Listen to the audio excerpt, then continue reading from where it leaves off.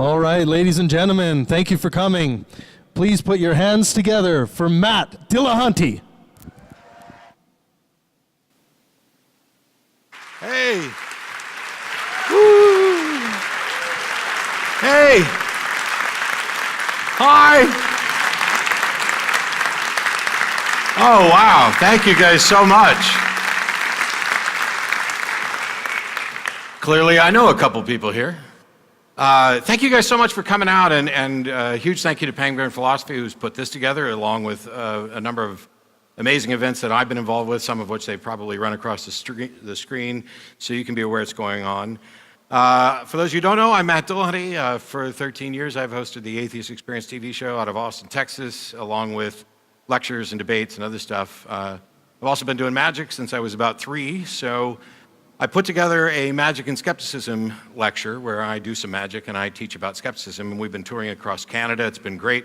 We did Victoria, Vancouver, Winnipeg, Calgary, Ottawa, and tonight we're here, and I'm not doing magic or talking about skepticism, because something kind of exciting came up. About, I don't know, several months ago, I was at the Chan Center in Vancouver with Tracy Harris and Sarah Hayter, and we were doing a talk in one room, and I looked in the dressing room next to mine, and it just said Jordan Peterson. And I wasn't all that familiar, but people had already been, sending me information. Oh, you and Jordan Peterson should have a conversation. You should do this. And despite the fact that our dressing rooms were next to each other, we didn't get a chance to speak at all. And I did my event with Tracy and Sarah, and I went home. And then Travis called and he goes, hey, when we do your magic and skepticism thing, would you like to maybe take the Toronto event and instead of getting up and doing the standard performance, just sit down and have a conversation with Jordan? And I said, absolutely. And I'll tell you ahead of time, I'm not going to waste a lot of your time because I want to get to the thing that you're here for. We're basically going to sit up here and have a conversation. We met, I don't know, a couple hours ago at dinner for the first time. So this will be a getting to know you. There'll be some stuff we agree on, some stuff we disagree on, maybe, who knows? And then we'll take questions. I know there's mics up there at the end. Couple quick notes. There's something that was announced today that some of you may be familiar with. I will not be taking any questions on American Atheist and David Silverman, and that's probably best because that has nothing to do with this event. The other thing is, and I told Jordan this at dinner, the most frequent clip somebody sent me was a BBC interview where the person interviewing him was like, so what you're saying is, so what you're saying is, so what you're saying is. And even if I completely disagree with him about everything, which I don't, and even if I despised him, I despise that even more. So I won't be saying, so what you're saying is. If I have questions, I'll say, hey, does that mean this? Things that lead to clarification instead of straw-manning somebody when you come in clearly with an agenda. So on that note, thank you all again for coming out tonight. We'll try to have an entertaining conversation.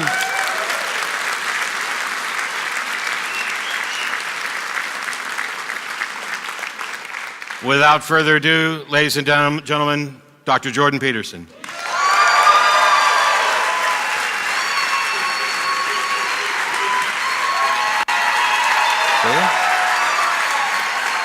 They're going nuts.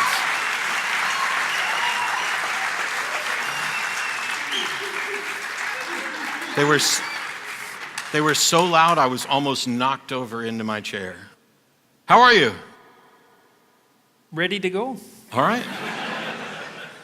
Well, there were people who came and were like, oh, this was said, and this was said, and this was said, and we talked a little bit about dinner. I thought it would be nice if we started with something quick and easy and simple, like God. In particular, I don't believe there is one, and I have no idea what your thoughts are on it. You mean on the fact that you don't believe there is one? I mean just about the subject in general, but I'm happy to hear your thoughts on about what I don't think is, well, maybe.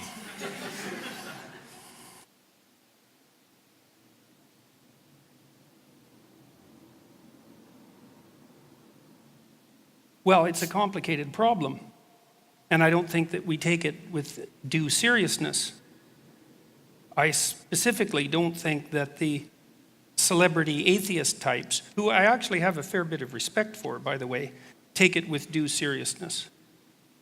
So I don't think that they take it with due seriousness from a biological perspective or a phenomenological perspective or a literary perspective or a metaphoric perspective, that'll do for starters. I've become convinced that the fundamental presuppositions of our very functional cultures, or Western cultures say, are nested immovably in a metaphorical substrate. And that when you enter that metaphorical substrate, you're in the domain of religious phenomenology. And I think that not only can you derive that conclusion as a consequence of deep philosophical thought and literary analysis, but that if you know enough about brain function, you'll also come to the same conclusion. I think you come to the same conclusion as well if you look at the evolution of religious cognition from the perspective of an evolutionary biologist and not from the position of an evolutionary biologist whose head is addled by the belief that most of human morality was established in the 500 years since the Enlightenment. So that's a start, I guess. Except, and so you have to bear with me, because I'm from Texas. That's okay. I'm from Alberta, you know. It's bigger than Texas, just as bad. So the curious thing for me is all of that applies seemingly, if I'm understanding it, to religious thought, religious tradition, the value of religious identity to individuals. And I don't see that any of it relates to whether or not there is a God or whether or not there's sufficient reason to believe there's a God, which is my sticking point. I'm fully fine with the idea, we'll try and get through this without like raucous applause, but you know, hey, at least I got one. Yeah, you don't never complain about raucous applause. Because that's the sticking point for me. I have no problem acknowledging that people derive value from their beliefs, whether or not they map to anything in reality, that they can be inspired and motivated, educated, and enlightened by poetry, prose, metaphor, allegory. But my concern is, having grown up a fundamentalist Southern Baptist, the people who I know and some of the people who are working to enact legislation on behalf of their beliefs are convinced that they have good reason to believe that there actually is a God, not just that it's useful to them. Well, it's not that easy to distinguish between what's useful and what's real. So I think that distinction can be made, but it's a lot more difficult than people generally think. And I also think that there's no doubt that there are different levels of sophistication of religious belief. You know, what I see happening in this sort of discussion, say frequently, and again, like I said, I have a fair bit of respect for the atheist types because they spend a lot of time thinking, and that's generally a good thing. I see most of their thinking, however, directed at the fundamentalist types, the fundamentalist Christian types, mostly of the American persuasion, who suffer from the somewhat understandable illusion that the biblical corpus has the same epistemological and ontological status as a scientific theory, when it clearly doesn't, right? I mean, if you're... Okay, now we're closer to the same page. Okay, yeah. If you're a religious thinker, let's say, if you're a serious student of religious thought and a serious philosopher, one of the things you can't claim is that whatever story the Bible is telling is a scientific theory.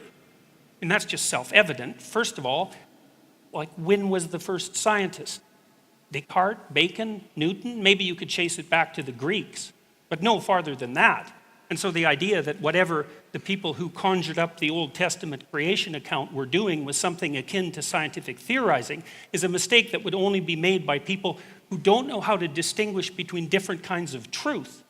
And so the fundamentalists, like, I feel for the fundamentalists, because what they're trying to do, to give them credit, is to maintain a corpus of stories in which an ethos is based. That would be the Western ethos, in this case of Christianity, because they believe that the ethos is of extreme value. And I also believe that the ethos is of extreme value and that it is nested in those stories. And so they don't like to be confronted by the rationalist, atheist, evolutionary types because it blows the foundation of their ethos apart, and they feel that it's worth preserving. And I think, well, yeah, it is worth preserving. Now, that doesn't mean that there aren't philosophical problems associated with the manner in which they construct their arguments. But, well, what but I'd like they're is still if worthy. But it doesn't address the issue. There's a deep issue here that we're not contending with. You know, here's an example. This is, maybe I'm wrong about this, but I don't think so.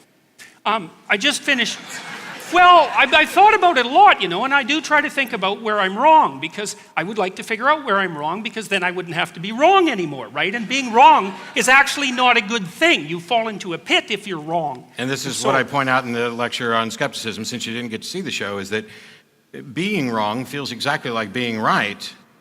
Nobody runs around going, oh, I'm wrong, but I'm going to keep believing this. We all assume that we are correct about a great many things.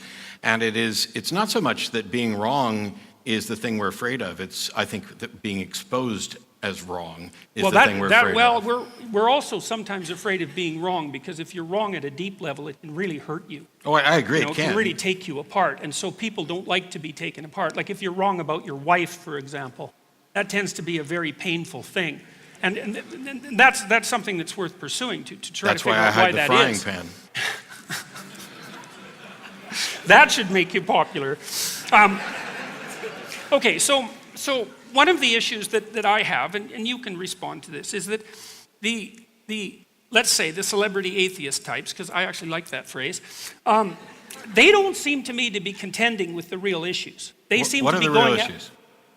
Dostoevsky, he's a real issue. Tolstoy, he's a real issue. Carl Jung, 20 books and maybe 15 seminars, he's a real issue. Mircea Eliade. Like, there are some serious heavy hitters in the religious phenomenology domain. And my sense so far, I just finished reading all of Harris's books, for example, he doesn't contend with them at all.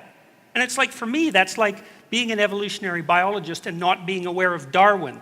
It's actually a big problem. It's not something you can hand wave away. Jung was a mystic. It's like, sorry. He was about as smart as Friedrich Nietzsche. I think this gets to basically the same point I was talking about before. The thing that you're objecting to, it seems, is that many of us don't want to address the aspects of religion that you find value in, because we're only focused on, perhaps as I'm talking in the show, from a scientific skepticism perspective of, are there valid and sound arguments that would lead one to conclude that a God exists? My answer to this so far seems to be no. And the apologists, the theologians, they keep presenting the arguments, the teleological arguments, moral arguments, and all these things. They have nothing to do with the phenomenology of religion. They have nothing to do with how this impacts people's lives. This is a question of, is it in fact the case? Is it consistent with reality that there is a God? And is it consistent with reality that there is good reason to believe there's a God? That is where the focus is primarily. Yeah, and it's usually construed as a scientific issue.